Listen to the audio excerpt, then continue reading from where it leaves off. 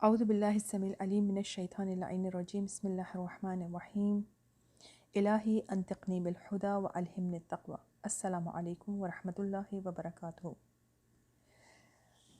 خوب خواہران، ماہ مبارک رمضان کے متعلق کچھ ضروری مسائل کا جہاں آپ کی خدمت میں ذکر کیا گیا، ان میں سے چند ایک مسئلوں کا اور اضافہ کر کے انشاءاللہ تعالی آج اس سیشن کو پائے تکمیل تک پہنچائیں گے۔ تو سب سے پہلا مسئلہ میں مستحب روزے کے بارے میں بیان کرنا چاہتی ہوں۔ یقیناً آپ سب کے علم میں ہوگا کہ جس شخص پر بھی ماہ رمضان کا قضا روزہ ہے وہ مستحب روزہ نہیں رکھ سکتا۔ لہٰذا اگر کسی بھی خاتون پر اپنے گزشتہ ماہ رمضان کے کوئی بھی قضا روزے ہیں یا کسی بھی مجبوری کی وجہ سے اس نے روزے نہیں رکھے، تو جب تک ان روزوں کی ادائیگی نہیں کریں گی وہ مستحب روزہ نہیں رکھ سکتی ہیں۔ اور اگر کوئی ایسا شخص ہے کہ جو مستحب روزہ رکھتا ہے اور کوئی مومن اسے افطار کرانے کی نیت سے اس کا روزہ توڑنا چاہتا ہے، تو کیا اس کے لیے ضروری ہے کہ اس دعوت کو قبول کرے؟ جی ہاں، اس دعوت کو قبول کر کے مستحب روزہ توڑنے میں زیادہ ثواب ہے۔ کیا بیوی شوہر کی اجازت کے بغیر مستحب روزہ رکھ سکتی ہے؟ ایسا ممکن نہیں ہے، بیوی کو شوہر کی اجازت کے ساتھ ہی مستحب روزہ رکھنا ہوگا۔ ایک اور مسئلہ جو ممکن ہے آپ میں سے کسی ایک کے لیے پیش آئے، وہ اعتکاف کے بارے میں ہے۔ سب سے پہلے یہ جاننا چاہیں گے کہ اعتکاف کہتے کسے ہیں۔ اعتکاف یعنی مسجد میں کچھ شرائط کے ساتھ ٹھہرنا، اور یہ ایک مستحب عبادت ہے، اور جو شخص بھی اس عبادت کو انجام دیتا ہے اسے معتکف یعنی اعتکاف کرنے والا کہا جاتا ہے۔ کیا یہ عمل اعتکاف آیا مستحب ہے یا واجب؟ ویسے تو ذاتاً یہ مستحب عمل ہے، لیکن ہم نظر، منت، قسم یا عہد کی وجہ سے اپنے اوپر اسے واجب بھی کر سکتے ہیں، لیکن اس کے لیے ہمیں کچھ خاص شرطوں کو مد نظر رکھنا ہوگا کہ جو شخص معتکف ہونے جا رہا ہے سب سے پہلے وہ عاقل ہو، یعنی مجنون نہ ہو، پاگل نہ ہو، کیونکہ جو شخص مجنون یا پاگل ہے اس کا اعتکاف درست نہیں ہے۔ دوسری شرط جس کا خیال رکھنا ہے وہ ہے نیت، یعنی قربتاً اللہ، خدا کے ایک مستحب حکم کو انجام دینے کے لیے اس اعتکاف کو بجا لانے کی نیت سے اس عبادت کو انجام دیں۔ اور جیسے کہ ہمیشہ آپ کی خدمت میں یہ عرض کیا گیا ہے کہ نیت ارادے کا نام ہے اور زبان سے الفاظ کا ادا کرنا ضروری نہیں ہے۔ تو دوسری شرط کیا ہوئی؟ سب سے پہلے عاقل ہونا، دوسری شرط ہے نیت، تیسری شرط ہے معتکف کا روزے دار ہونا۔ لہٰذا اعتکاف بغیر روزے کے ہو ہی نہیں سکتا، اب چاہے یہ ماہ رمضان کا روزہ ہو یا دوسرے مہینوں میں کوئی قضا روزے اگر آپ کی گردن پہ ہے، یا اگر آپ کی گردن پہ کوئی قضا روزے نہیں ہیں اور آپ مستحب روزہ رکھنا چاہتی ہیں، تب بھی جو شخص معتکف ہوتا ہے مسجد میں اس کے لیے روزہ دار ہونا ضروری ہے۔ مدت بھی اس اعتکاف کی کم از کم 3 دن ہے اور زیادہ سے زیادہ کوئی حد نہیں ہے۔ زیادہ سے زیادہ آپ کتنے دن بھی ٹھہریں، لیکن کم از کم 3 دن مسجد میں ٹھہرنا ہوگا۔ کیا ہر مسجد میں ہم اعتکاف کی عبادت کو انجام دے سکتے ہیں؟ ہرگز ایسا نہیں ہے۔ یا تو مسجد الحرام ہو یعنی خانہ کعبہ والی مسجد، یا مسجد نبوی ہو یعنی جہاں رسول خدا کا روضہ ہے، اور مسجد کوفہ ہے، مسجد بصرہ ہے، اور اس کے علاوہ شہر کی جامع مسجدوں میں رجائے مطلوبیت کے نیت سے اعتکاف کیا جا سکتا ہے۔ جو شہر کی جامع مسجد ہے، اور شہر کی جامع مسجد وہ مسجد ہوتی ہے جہاں لوگ زیادہ جمع ہوتے ہیں، البتہ اس میں یہ ضروری نہیں کہ وہاں نماز جمعہ کی ادائیگی بھی ہو، بس یہ مشہور ہے کہ یہ محلے کی مسجد نہیں ہے، کیونکہ محلے اور گلی کی مسجدیں چھوٹی ہوتی ہیں۔ شہر کی جامع مسجد وہ ہوتی ہے جہاں زیادہ سے زیادہ لوگ جمع ہوتے ہیں۔ اور اب اگر وہ شہر کی جامع مسجد میں معتکف ہونے جا رہا ہے تو اسے رجائے مطلوبیت یعنی اس امید پر کہ اللہ اس کے اس عمل کو اپنی بارگاہ میں قبول فرمائے گا، اس نیت سے وہ اس عمل کو انجام دے سکتا ہے۔ اگر کوئی شخص معتکف ہونے جا رہا ہے تو ان کے لیے جو ہے وہ کچھ افراد کے لیے البتہ اجازت لینا ضروری ہے۔ مثال کے طور پر اگر بیوی معتکف ہونا چاہتی ہے تو اسے ضروری ہے کہ شوہر سے اجازت لے۔ اولاد اس صورت میں اعتکاف کے لیے اجازت لیں گی جب کہ ماں باپ کو اذیت محسوس ہو رہی ہو۔ اور ایک اور شرط جس کا ہمیں خیال رکھنا ہوگا وہ یہ ہے کہ دوران اعتکاف مسجد میں ہی رہنا ہوگا اور باہر نہیں جانا۔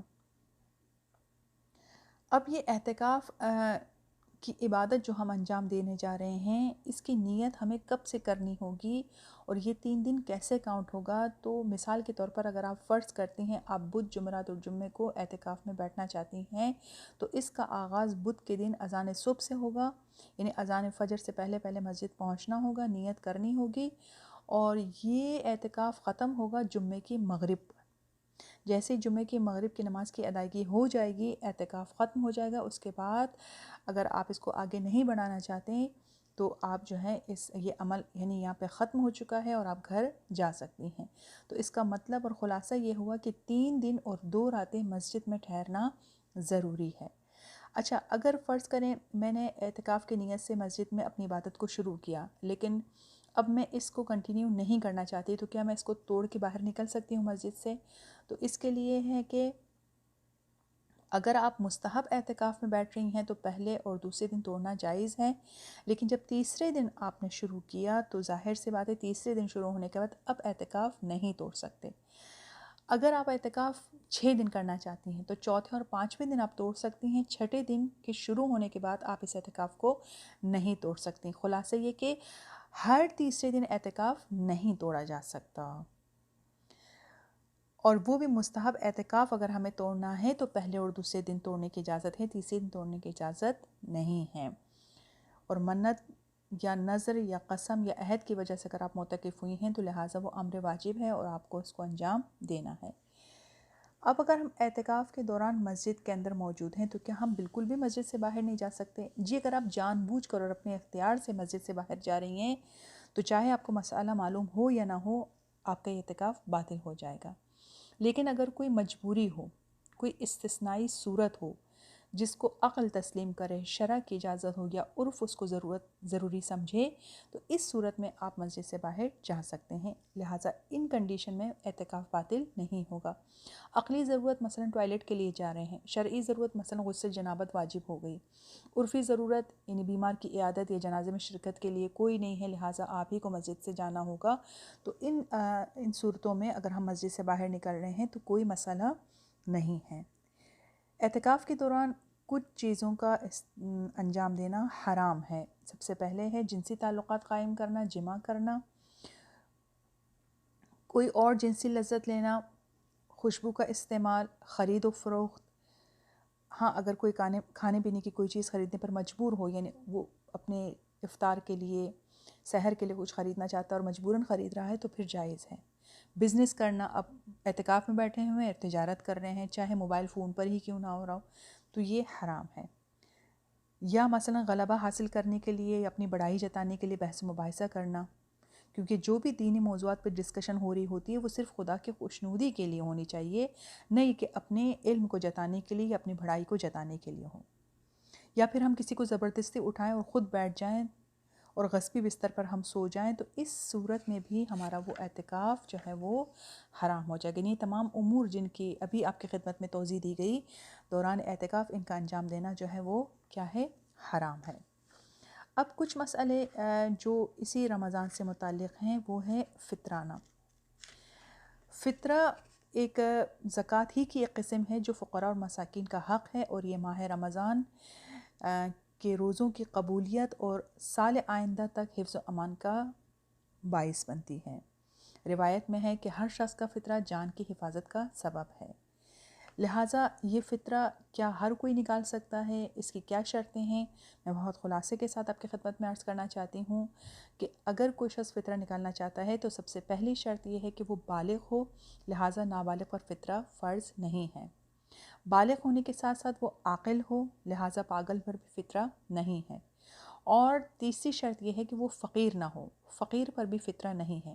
اور فقیر جہاں جہاں آپ کو رمضان کے مسائل آپ کی خدمت میں نے عرض کیے، اور جہاں جہاں میں نے لفظ فقیر استعمال کیا، اس فقیر کی ڈیفینیشن یہ ہے کہ فقیر اس شخص کو کہتے ہیں جس کے اپنے معاشرتی حیثیت یعنی سوشل اسٹیٹس کے لحاظ سے خرچے زیادہ اور آمدنی کم ہو۔ وہ اسراف سے کام نہیں لے رہا، لیکن اس کی ضروریات زندگی زیادہ ہے اور اس کی آمدنی کم ہے، لیکن وہ اپنے عزت نفس کی خاطر جو ہے وہ اپنی اس غربت کو برداشت کر رہا ہے، لہٰذا شرع میں ایسے شخص کو بھی فقیر کہا جاتا ہے، اور اس بات کی اجازت دی گئی ہے کہ ہم اپنی زکوٰۃ یا فطرے کے ذریعے ان کی مدد کر سکتے ہیں۔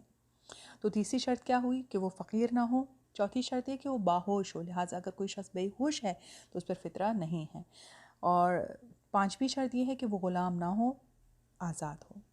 تو جن افراد میں یہ تمام شرطیں پائی جائیں گی وہ فطرہ نکالے گا، نہ صرف اپنا فطرہ نکالے گا بلکہ ہر اس شخص کا جو اس کے عیال میں شامل ہوتے ہیں، عیال یعنی اس کے یہاں کھانے والے شمار ہوتے ہیں، ان کا فطرہ نکالے گا، چاہے اب اس کے عیال میں کوئی بالغ ہو یا نابالغ ہو، حتیٰ وہ مہمان جو اس کے گھر میں موجود ہے اور اس کے کھانے والے میں شمار ہوتا ہے، اس پر بھی صاحب خانہ کا فطرہ نکالنا کیا ہے؟ ضروری ہے۔ اور یہ کیسے پتہ چلے گا کہ کوئی شخص اس کے کھانے والے یعنی اس کے عیال میں شمار ہوتا یا نہیں ہوتا؟ اس کا فیصلہ معاشرہ کرے گا، یعنی معاشرہ اگر یہ ڈیسائیڈ کرتا ہے کہ ہاں یہ شخص اس قدر ان کے گھر میں رہتا ہے کہ ان کے ہی عیال میں ان کا شمار ہوتا ہے، تو اس صورت میں اس صاحب خانہ پر جہاں وہ اپنے گھر والوں کا فطرہ نکال رہا ہے، اس شخص کا بھی فطرہ نکالے گا، اور یہ اس کے اوپر واجب ہے۔ کوئی شخص سوال کرتا ہے کہ میرا فطرہ میرے والد پہ واجب ہے لیکن وہ نہیں نکالتے، تو کیا میں خود اپنا فطرہ نکالوں؟ تو اس صورت میں شرع کہتی ہے کہ ہرگز آپ پر واجب نہیں ہے، آپ اپنا فطرہ نہیں نکالیں گے۔